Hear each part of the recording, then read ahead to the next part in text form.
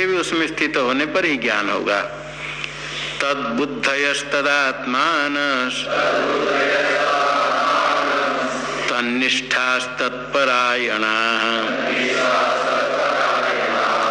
गच्छन्त्य पुनरावृत्तिं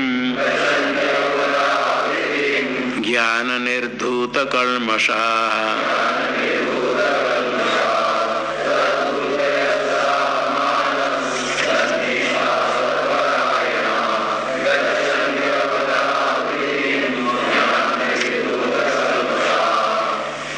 ज्ञान निर्धूत कल्मषाः तद्बुद्धयस् तदात्मानस् तन्निष्ठास् तत्परायणाः ज्ञान निर्धूत कल्मषाः अपुनरावृत्तिं गच्छन्ति। तद्बुद्धयः तत् परब्रह्म है, परब्रह्म ही आत्मा, ये जिनका ऐसे उसमें तद्गता बुद्धि येषाम ते तद्बुद्धय तस्मिन् बुद्धि येषाम ते तद्बुद्धय। जब परमात्मा है ब्रह्म, जिनकी बुद्धि उसमें ही स्थित है, तस्मिन् बुद्धि येषाम तत्पर ब्रह्म में जिनकी बुद्धि है। बुद्धि का अर्थ निश्चय, एक मन से होता है, एक बुद्धि से होता है। उपासना मन से होती है, किंतु बुद्धि है ज्ञान मन से नहीं। ये वस्तु प्रमाण से उत्पन्न होता है ज्ञान। प्रमाण वस्तुतंत्र ज्ञान, वस्तुतंत्र भवेज ज्ञानम कर्तृतंत्रम उपासनम। जो मनुष्य इच्छा से कर सकता है, कर्तुम अकर्तुम अन्यथा कर्तुम शक्नोति। इच्छा हो तो करे, नहीं तो नहीं करे, अन्य प्रकार करे, इसको कहते पुरुष तंत्र, पुरुष के अधीन। यह उपासना, उपासना कर सकता है, नहीं कर सकता है, अन्य प्रकार कर सकता है। पुरुष स्वतंत्र है। मानस से व्यापार करने के लिए पुरुष स्वतंत्र है। जितने उपासना है सब मानस से उपासना होती है। ये मानस व्यापार, उपासना और ज्ञान में भेद समझना चाहिए। उपासना ज्ञान में भेद है, स्पष्ट भेद है। उपासना मन के स्तर पर, ज्ञान में है कर्तुम अकर्तुम अन्यथा कर्तुम शक्नोति, ऐसा नहीं है। सामने पत्थर रखा है, वहां परमात्मा चिंतन करते हैं, परमात्मा का ध्यान करते हैं। मिट्टी से मूर्ति बनाते हैं, सरस्वती गणेश मूर्ति बना करके पूजा करते हैं, देवी मूर्ति बना करके पूजा करते हैं। स्वयं मूर्ति बनाते हैं, देखते हैं, जानते हैं, पूजा के पश्चात विसर्जन भी कर देते हैं। निश्चित है मूर्ति बनी मिट्टी से, पराल से, किस प्रकार बना मालूम है, कहीं पत्थर से, पाषाण से, काष्ठ से, किंतु पूजा करते हैं आवाहन आदि करके। पूजा काल में उसमें कुछ विशेष शक्ति आती है, पूजा ग्रहण करती है देवी, अभिव्यक्ति होती है, बहुत प्रमाण है। पूजा करते समय देवी पूजा करते हैं, जब चक्षु में कुछ चिन्ह करके आवाहन करके पूजा करते हैं, वो जैसे जीवंत देवी लगती है। फिर देवी का विसर्जन करते हैं। एक है, मालूम होगा, कलकत्ता में विसर्जन के समय देवी के आंख से आंसू निकली, लोगों ने देखा, तो फिर उसका विसर्जन नहीं हुआ। अभी है कहते हैं, कहते जब विसर्जन करने का समय आता है तो मूर्ति में जो चमक था वो चमक नहीं रहता है। पहले मूर्ति में चमक है, देखने पर लगता है सचमुच मूर्ति जीवंत है, देखती है, पूजा ग्रहण करती है, कृपा करती है, उसमें रूप में ऐसे शक्ति दिखती है, हम अनुभव करते भक्त। और जब विसर्जन करना समय आता है वही मूर्ति फीका अलग प्रकार हो जाती है। बहुत लोगों का अनुभव है। तो जो आवाहन आदि करते हैं उसमें शक्ति आती है और बाद में वो समाप्त हो जाती है।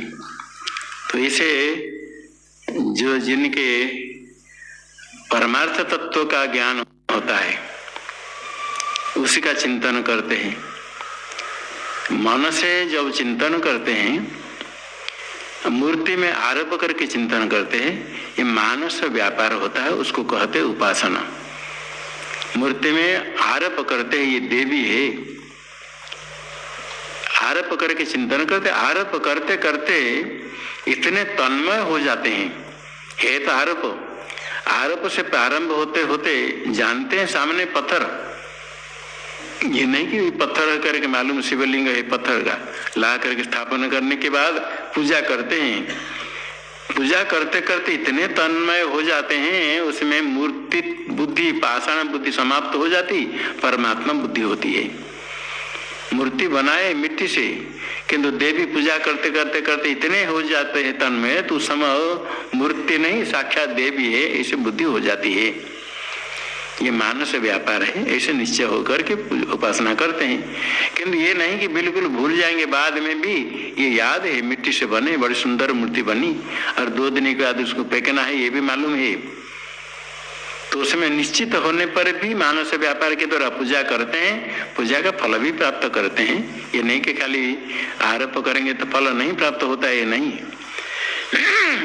इसी प्रकार ब्रह्म का उपासना भी होता है, अहंग्र उपासना, अहम अस्मि परम ब्रह्म। वेदांत श्रवण के बिना श्रद्धा से गुरु से उपदेश लेकर के मैं ब्रह्म हूँ, सो हम श्वास लेते सब, सो छोड़ते सब हम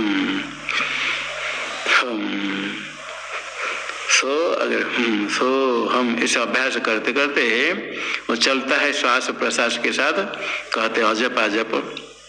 अभ्यास हो जाए तो अपने आप सो हम चलता रहता है, उसके साथ मिला करके। ये मानस व्यापार उपासना है। किंतु ज्ञान होता है प्रमाण वस्तु तंत्र, प्रमाण तंत्र और वस्तु तंत्र। प्रमाण यदि है और वस्तु है तो ज्ञान हो ही जाएगा, इच्छा नहीं होने पर भी ज्ञान हो जाएगा। जैसा दुर्गंध रास्ता में जाते हैं, कोई जानवर मर गया, गिरा हुआ, बहुत दुर्गंध होता है, नहीं चाहते ग्रहण करने के लिए, बंद करना चाहते हैं, किंतु दूर तक दुर्गंध है तो ग्रहण करना ही पड़ता है। नहीं कि दुर्गंध को कोई सुगंध ग्रहण कर मान लेगा, होगा? कर्तुम अकर्तुम अन्यथा कर्तुम शक्य थे, ग्रहण करे नहीं करे अथवा अन्य प्रकार ग्रहण करे, सुगंध मान ले, नहीं होगा, ग्रहण करना ही पड़ता है, इच्छा नहीं होने पर भी, क्योंकि गंध दुर्गंध है और घ्राण इंद्रिय के साथ संबंध हो गया तो गंध ज्ञान होता ही है। गणेश चतुर्थी को चंद्र दर्शन नहीं करना चाहते हैं, निषिद्ध है। भगवान गणेश बाल्यावस्था में झोला में खेलते समय उस चंद्र को देख रहे, पकड़ने के छलांग लगा, गिर पड़े, न कुछ मुख में आघात हुआ तो देवी ने शाप दिया, तुमको आज के दिन कोई नहीं देखेगा। तो गणेश चतुर्थी के दिन चंद्र दर्शन नहीं करना चाहिए, नहीं करना चाहिए करके निश्चय है। बहुत लोग निश्चय होने पर भी चाहते हैं नहीं देखे, फिर भी थोड़ा सा कभी ऐसे करते थे, ज्ञान हो गया। मालूम है आज देखेंगे नहीं, आज नहीं देखेंगे, देखना नहीं चाहिए, इतना हो गया, तो समय ध्यान नहीं रहता है, देखेंगे नहीं, करते करते आंख थोड़ा सा ऐसे हो गया, देख लिया, ज्ञान हो जाएगा। नहीं देखना चाहिए, नहीं हो गया, दर्शन देख लिया। शत्रु संपत्ति नहीं देखना चाहिए, किंतु आंख पड़ गया तो देखनी पड़ेगी। ये पुरुष तंत्र नहीं है, वस्तु तंत्र है। इसी प्रकार ज्ञान है वस्तु तंत्र, प्रमाण तंत्र। यदि अंतःकरण शुद्ध है, तत्वों से वाक्य श्रवण किया, अब पदार्थ का शोधन हुआ, त्वम पदार्थ को समझा, तत्पदार्थ को समझ लिया, तो विचार करते करते ज्ञान हो जाता है। पंचदशिकार विद्यारण्य स्वामी ने कहा है, विचारा जायते बोधो निच्छायम न निवर्तयेत, सोत्पत्ति मात्रात् संसारे दहत्यखिल सत्यताम। विचारा जायते बोधो, विचार करते करते प्रमाण का चिंतन करते करते वेदांत महावाक्य सुन करके पदार्थ शोधन करते समय करते करते जायते बोध ज्ञान हो ही जाता है। अनिच्छायम न निवर्तयेत, किसकी इच्छा नहीं है कि हमको ब्रह्म ज्ञान नहीं चाहिए, किंतु वेदांत विचार करता है तो ज्ञान होगा। इच्छा नहीं होने पर भी ज्ञान हो जाएगा। अनिच्छायम न निवर्तयेत, इच्छा नहीं होने पर भी चंद्र के साथ चक्षु सन्निकर्ष हो गया तो दर्शन होगा या नहीं। चक्षु सन्निकर्ष हो गया तो ज्ञान हो जाता। अनिच्छायम न निवर्तयेत, ज्ञान होते ही सोत्पत्ति मात्रात, ज्ञान और प्रकाश होने के बाद अंधकार को नष्ट करने के लिए व्यापार कौन करता है। व्यापार की आवश्यकता नहीं, प्रकाश की उत्पत्ति मात्र से अंधकार निवृत्त हो जाता है। इसी प्रकार बोध ज्ञान की उत्पत्ति मात्र से दहती अखिल सत्यताम, सोत्पत्ति मात्रा संसारे दहती अखिल सत्यताम। ज्ञान होते ही अज्ञान नष्ट हो जाता है। अज्ञान कार्य संसार में जो सत्यत्व बुद्धि है उसको नष्ट कर देता है ज्ञान। जैसे अभी देखने पर सत्य लगता है, उस समय ज्ञान होने के बाद सत्यत्व बुद्धि नष्ट हो जाती है। तो वेदांत प्रमाण विचार करने पर श्रवण मनन निधिध्यासन बुद्धि के स्तर पर ज्ञान होता है। तद्बुद्धय हुआ तस्मिन् बुद्धिरेषाम्, तस्मिन् बुद्धि का निश्चयात्मक बुद्धि, ध्यान नहीं अहम अस्मि परम ब्रह्म। ऐसे जब बुद्धि हो जाते हो तो तद्रूप ही हो जाते। तदात्मानस, परमात्मा तत्व है आत्मा जैसा, तदेव ब्रह्म आत्मा येषाम ते तदात्मान, ब्रह्म है जिनका स्वरूप। ब्रह्मात्मक हो गया तो उसमें स्थिति है। तन्निष्ठा तस्मिन् निष्ठा येषाम, परमार्थ ब्रह्म में उनकी निष्ठा, नितराम स्थिति, निष्ठा निरंतर स्थिति। ज्ञान हो जाते तो उसमें स्थित हो गई, वो तद्रूप हो गई।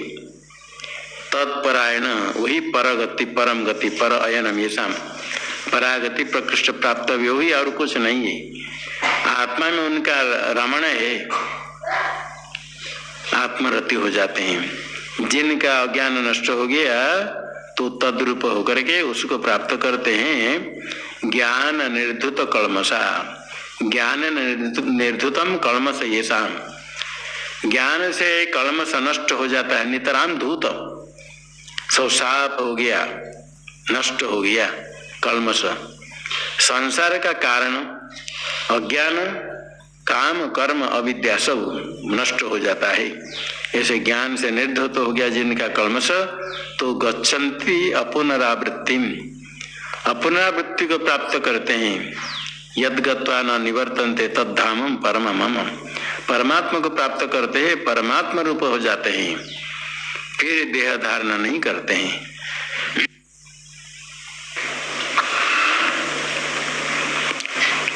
जिनके ज्ञान से अज्ञान नष्ट हो जाता है वही ज्ञानी है, पंडित है। उसमें निष्ठा कैसे होती है, नितराम स्थिति। सारा प्रपंच द्वैत प्रपंच दिखता है। ब्रह्म ज्ञान होने के बाद बाहर पर्वत, नदी, जंगल, आकाश क्या ज्ञानियों को दिखेगा? तो ब्रह्म में कैसे निष्ठा, नितराम स्थिति कैसे होगी? उसमें स्थिति का था तद अहम अस्मि निश्चय। जब किस जैसे आप कोई चिंतन करते हैं, बाह्य वस्तु को देखा तो चिंतन नष्ट हो गया, दूसरा ज्ञान हो गया। घट को देखते हो घट ज्ञान, पट को देखा तो पट ज्ञान। गंगा जी के देखते हैं, दर्शन कर बैठे, कोई शब्द वहां देख लिया, कोई आ रहा है तो गंगा दर्शन समाप्त हो गया, इसका दर्शन हो गया।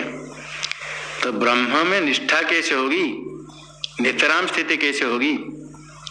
ब्रह्म साक्षात्कार होने पर देह धारण करते तो चलते हैं, देखते हैं तो अन्य विषय का ज्ञान होता है, तो नितराम स्थिति कैसे होगी?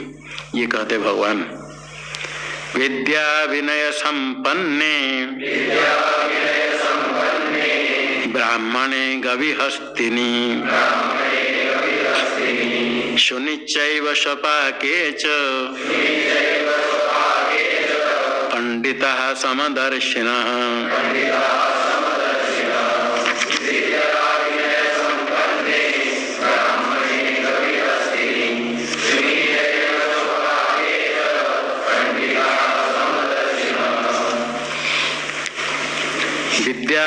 संपन्ने ब्राह्मणे गवि हस्तिनी शून्य सपाके शून्य चैव सपाके च पंडिता समदर्शिना। पंडित ज्ञानी समदर्शी है।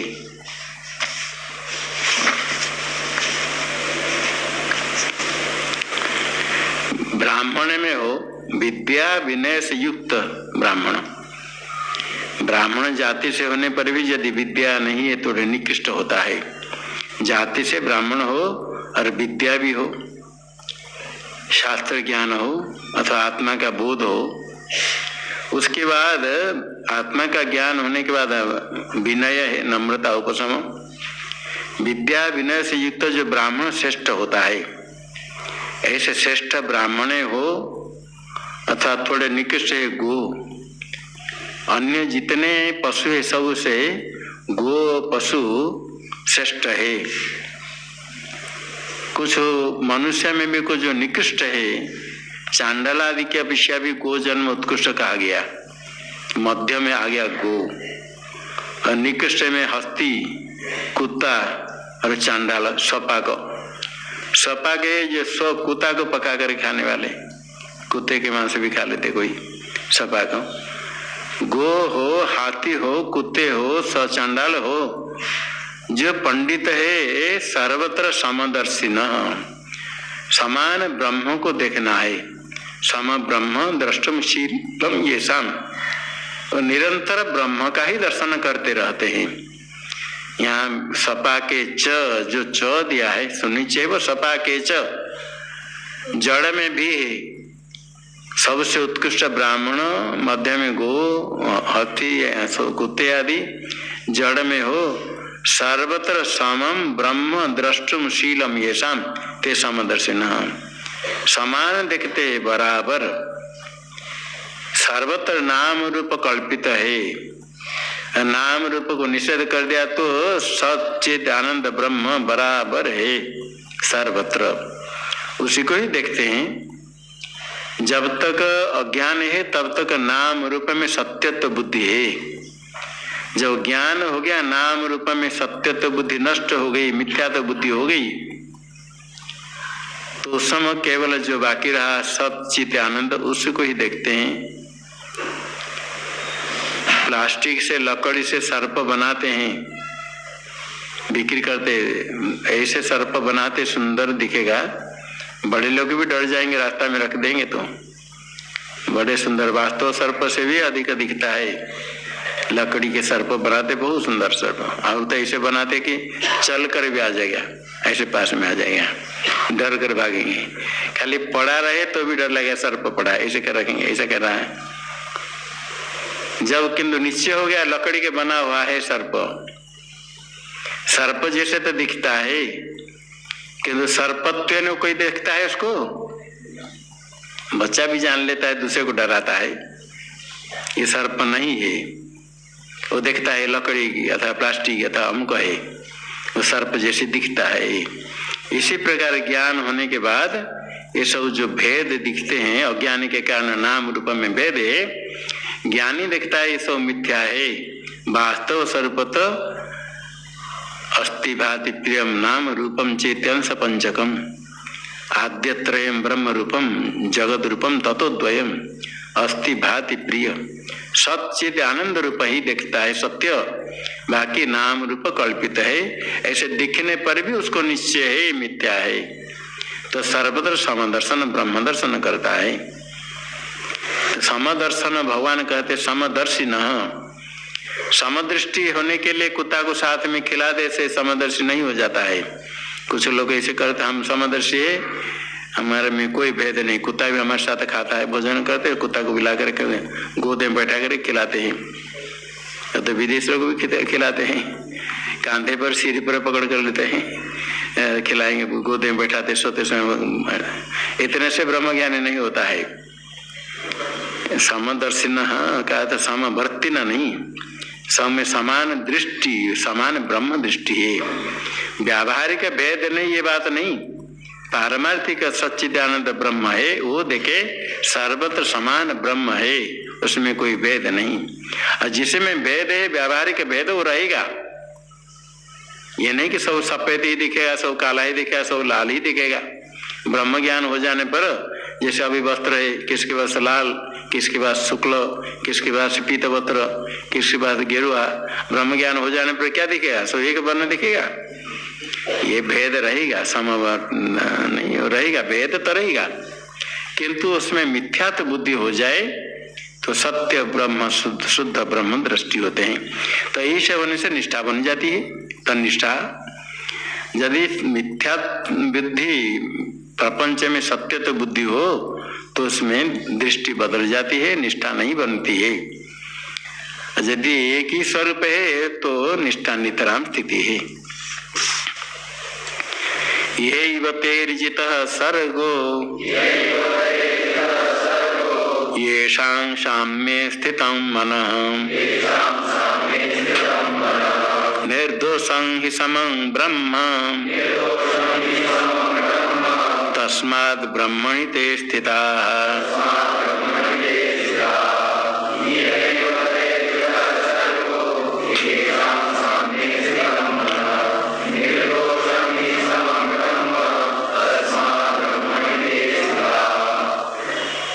येषां मनः साम्ये स्थितं तैहि यैव सर्गोजितः हि समं ब्रह्म निर्दोषम तस्मात् ते ब्रह्मणि स्थिताः।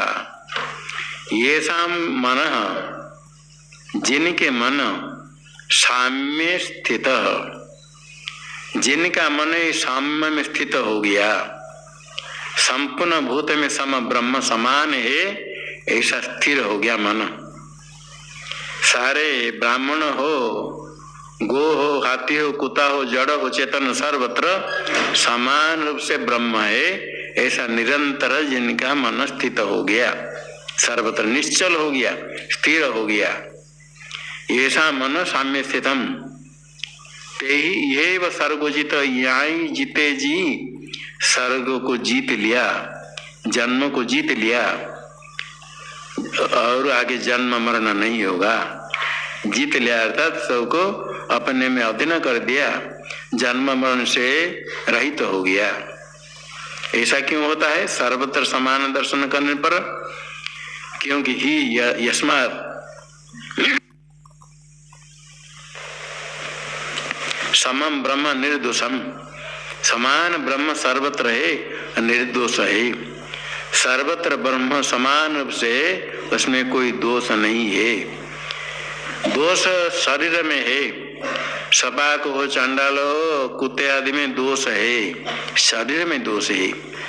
शरीर के दोष का आरोप करते हैं आत्मा में अज्ञानी लोग।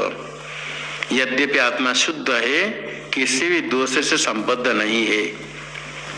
सूर्य किरण सर्वत्र संबद्ध होने पर भी अशुद्ध नहीं होता है। इस प्रकार शुद्ध ब्रह्म, आकाश का भी संबंध सर्वत्र है, आकाश अशुद्ध नहीं होता है। शुद्ध चेतन सर्वत्र सर्वव्यापक है, दोष वाले में संबद्ध होने पर भी शुद्ध रहता है, दुष्ट नहीं होता है, निर्दोष असंग है। किसी वस्तु के साथ इसका संग ही नहीं, इसलिए किसके साथ संबंध नहीं होता है। दोष वाला में अंदर बाहर स्थित होने पर भी दोष से असंबद्ध है, इसे निर्दोष दोष रहित है। दोष रहित होने से समम ब्रह्म तस्मात् ब्रह्मणि स्थिता। निर्गुण है, निर्गुण है, निष्क्रिय है, असंग है, निर्विशेष समान रूप से सर्वत्र बराबर है होने से जे सम में स्थित हो गए, मन सम ब्रह्म में स्थित हो गया, असमान ब्रह्म निर्दोष है, इसलिए ते ब्रह्मणि स्थिता, इसलिए वो ब्रह्म में स्थित है। ब्रह्म में निष्ठ हो गए, निष्ठा उनकी हो गई, ब्रह्म में स्थित निरंतर, आगे जन्म मरण नहीं है, ब्रह्म रूप हो गई। ब्रह्म निर्दोष है, समान है, बराबर है, आत्मा वही स्वरूप है। इसलिए क्या करना चाहिए? आगे भगवान कहते हैं न प्रहृष्येत् प्रियं प्राप्य नोद्विजेत् प्राप्य च प्रियम् स्थिर बुद्धिरसम्मूढ़ो ब्रह्मविद् ब्रह्मणि स्थितः